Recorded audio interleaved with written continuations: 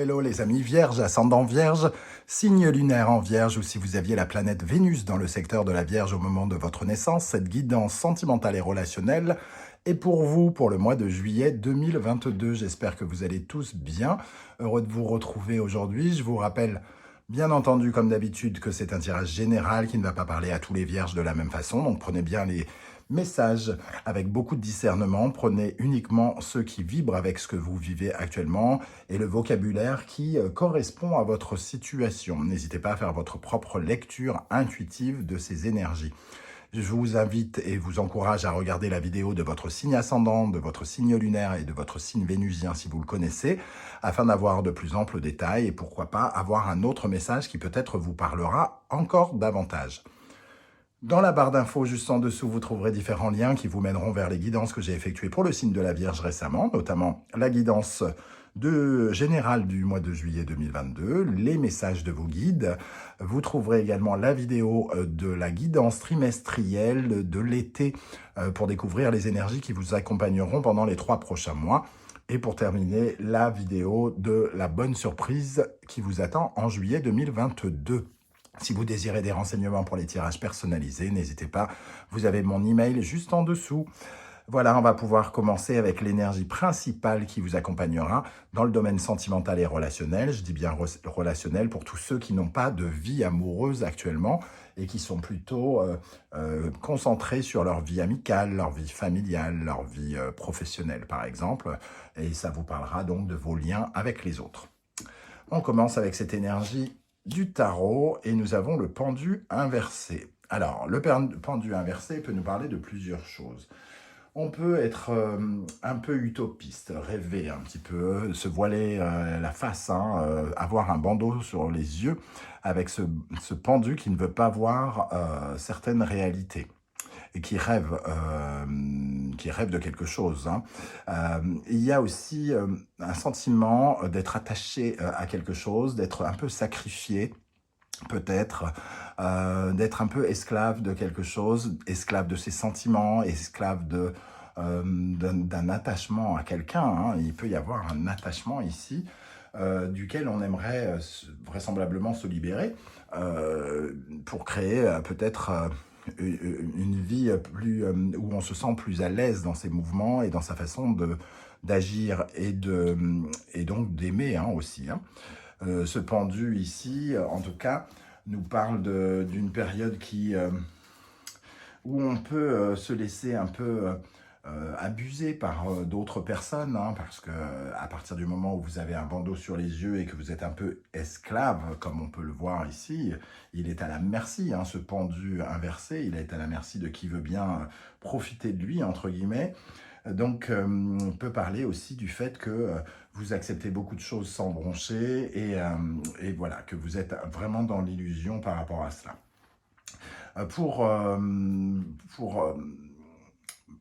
Pour ce pendu aussi, on peut parler de quelque chose où vous êtes dans le désintéressement, comme si vous vous désintéressiez de quelque chose pour d'autres.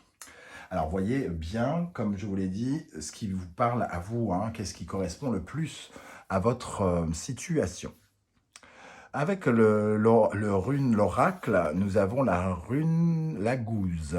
La gouze, comme on le voit ici, sur ces illustrations magnifiques et modernes, un surfeur, on voit les émotions ici, c'est l'eau, les émotions qu'on ressent. On ressent peut-être beaucoup d'émotions actuellement qui remontent à la surface et qui peuvent peut-être un peu nous ensevelir, j'allais dire, peut-être pas à ce point-là quand même. En tout cas, on sent des vagues d'émotions qui remontent à la surface. On peut avoir envie d'exprimer ces émotions d'un moyen ou d'un autre, même si ça doit passer par les larmes. En tout cas, on a besoin de lâcher prise aussi avec ce pendu. Donc, lâcher prise et ça passe par les émotions. Vous êtes... Peut-être que vous avez le sentiment de ne pas vous autoriser beaucoup à vivre votre vie ici et que vous vous sentez un peu esclave de situation. Et cette carte nous parle d'aller vers du renouveau émotionnel, de ne pas rester trop rigide d'une certaine manière, de ne pas rester rigide et d'avoir l'esprit beaucoup plus ouvert et d'avoir l'esprit peut-être à recommencer certaines choses à zéro. Bon, voilà, en tout cas, il y a une énergie ici qui peut nous aider à franchir certains obstacles et ça passe par ces blocages peut-être un peu créatifs, ces blocages de l'intuition, ce sentiment d'avoir des blocages dans nos ressentis qui ne nous permettent pas d'avancer. Voilà, on va regarder maintenant à quelle énergie vous tournerez le dos en juillet 2022. Nous avons l'énergie de la Lune. Alors, la Lune, ici, elle nous parle d'une zone de mystère et surtout d'être un peu désorienté. Et la Lune, ici, elle est dans la peur, elle est dans des énergies sombres, hein, puisque on est toujours un peu désorienté avec la Lune. En tout cas, on n'a pas le sens des réalités totalement. Et cette Lune, elle vient ici nous parler de sentiments, peut-être avec le pendu en plus, qu'il y a eu des fausses promesses, ou alors on s'est menti à soi-même, hein, tout simplement. Et ça fait remonter, il y a beaucoup de peur, sans doute, beaucoup de choses qui remontent de l'inconscient. Et ici, il est question avec la Guse de peut-être de maîtriser un peu les émotions, de les laisser s'exprimer, mais d'une meilleure façon. En tournant le dos à cette énergie-là, on a sans doute envie d'ouvrir les yeux un peu sur la situation dans laquelle on est et on cherche peut-être à se libérer hein, de ces peurs, de ce côté sombre dans lequel l'inconscient veut dans lequel l'inconscient de quoi j'arrive plus à parler, de résoudre quelque chose que l'inconscient nous envoie, hein, entre guillemets. On va regarder votre état d'esprit, les amis vierges. Si je commence à bafouiller, on s'en sort plus. Hein. Alors, quel est votre état d'esprit au mois de juillet dans votre vie sentimentale? Le magicien. Donc, commencez quelque chose, alors de plein gré ou pas, hein, mais en tout cas, le magicien ici, il a envie de quelque chose de nouveau. Émotionnellement, on sent qu'il y a une certaine forme de désordre et le magicien ici, surtout accompagné de la reine de bâton, peut nous parler d'une envie de retrouver son indépendance, de recommencer quelque chose avec l'esprit plus libre, les sentiments plus libres, d'avoir des émotions plus... de pouvoir exprimer d'une nouvelle façon nos désirs, qui l'on est, comment on ressent les choses. Un besoin de retrouver peut-être le goût à la vie aussi et au bien-être hein, ici. Mais surtout, la reine de bâton évoque cette autonomie, cette soif de prendre le contrôle de son être et de ses désirs. En face de vous, alors les énergies qui viennent vers vous ou qui peuvent correspondre à votre autre, hein, à votre compagnon, compagne, petit ami, ex ou quoi ou qu'est-ce, nous avons l'énergie du fou. Alors, avec le fou ici, j'ai l'impression que certains vierges peuvent rencontrer des difficultés, notamment peut-être des couples assez jeunes qui pourraient, entre guillemets, se dissoudre, hein, comme une envie de se libérer, comme si on n'avait pas envie d'ancrer quelque chose. Ici, on a quelqu'un qui a envie de commencer quelque chose et ici, on a quelqu'un qui fuit plutôt. Donc, on a peut-être des énergies où on a l'impression qu'il n'y a pas grand-chose à construire. En tout cas, ça nous parle aussi de s'aventurer sur de nouvelles aventures, mais le fou, il nous parle quand même d'instabilité, de fragilité, où on se sent assez instable avec ses sentiments. Et avec l'as d'épée qui nous parle de décision prise, hein, de changement, on a l'impression quand même il faut quand même se repositionner dans sa vie affective et qu'on en a beaucoup, on a beaucoup de mal, quoi. On est soit avec cette combinaison, soit trop dans la soumission ou soit trop dans la fuite. Mais toujours est-il qu'on est mal positionné dans sa vie sentimentale.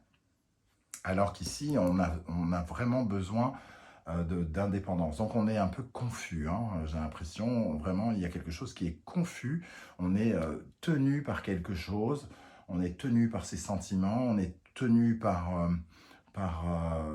sa rêverie peut-être, son utopie, d'imaginer que peut-être il pourrait se passer quelque chose de bien.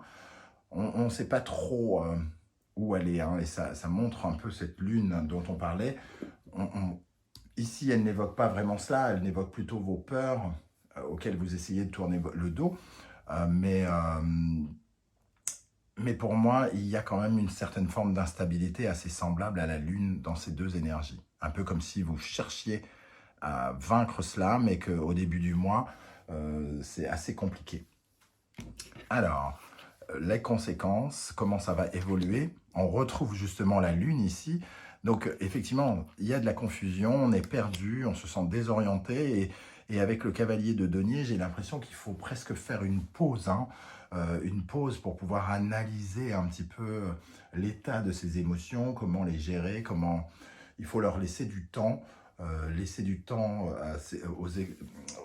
aux émotions de s'exprimer, aux sentiments, aux ressentis de s'exprimer pour savoir exactement où l'on en est et ce qu'on veut exprimer dans notre vie amoureuse.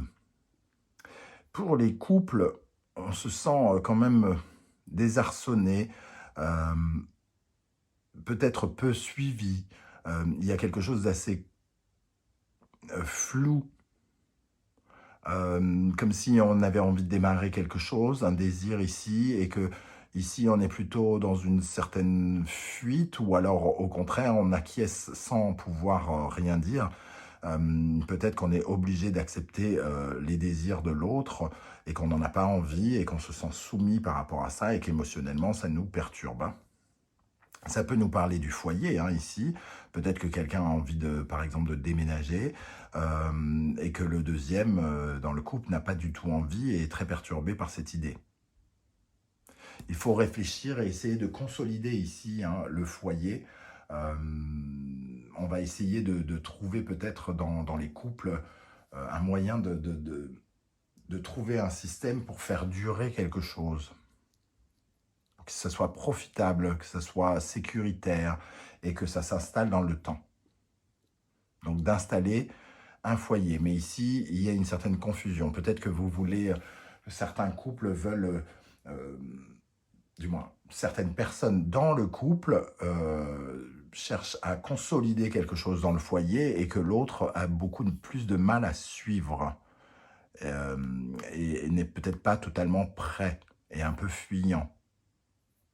On a l'impression qu'il y a un combat entre ce fou qui ne veut pas prendre de responsabilité et cet as d'épée qui prend des décisions et donc ses responsabilités. Le conseil du tarot ici, tempérance, il faut être à l'écoute de l'autre, il faut chercher le calme, la sérénité, pas chercher l'engueulade si jamais effectivement il y a une sorte de truc un peu confus entre deux personnes. La tempérance, c'est chercher véritablement le calme qui vous permettra d'installer quelque chose. Le 8 de denier nous dit qu'il y a quelque chose qui se passe dans le temps.